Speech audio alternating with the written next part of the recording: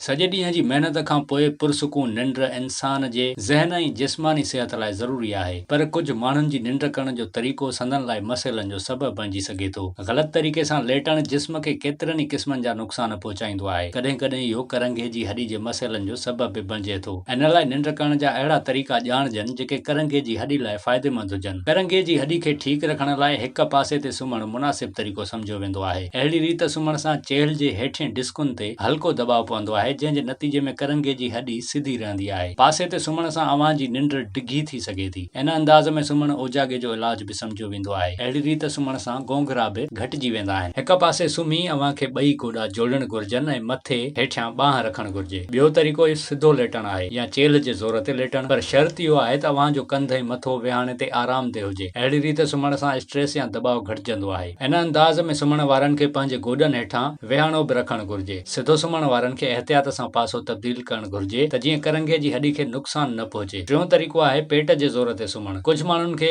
ऊंधो सुम्हण जी आदत हूंदी आहे। अक्सर ॾिठो वियो आहे त पेट जे आसिरे सुम्हण वारा माण्हू चेल्ह जे सूर जी शिकायत कंदा आहिनि। अहिड़ा माण्हू सुठी क्वालिटी जे बेड ऐं विहाणे जे इस्तेमाल ज़रिए सुठी निंड करण सां गॾोगॾु करंगे जी हॾी जे मसइलनि मां बि छुटकारो हासिल करे सघनि था। जेकॾहिं बिस्तर सुठो हुजे त ऊंधो सुम्हण वारनि जे करंगे जी हॾी पंहिंजे मामूल ते रहंदी। जेसिताईं विहाणनि जी चूंड जो मामलो आहे त नरम बि हुजणु घुर्जनि, पर ईअं न हुजे जो मुंहुं विहाणे में पूरजी वञे। विहाणा थोरा सख़्त हुजण बि ज़रूरी आहिनि। जीअं सिंध में कपह सां हथ जा विहाणा ठाहिया वेंदा आहिनि, इहे बहितर आहिनि। इन्हनि जी ऊचाई एतिरी हुजे जो अव्हां जे कंध में सूर न पवे। ॿिटा विहाणा करे सुम्हण सां बि कॾहिं कॾहिं कंध में सूर पइजी वेंदो आहे। इन लाइ विहाणो पूरो सारो हुजणु घुर्जे, जंहिं सां तकलीफ़ न थिए।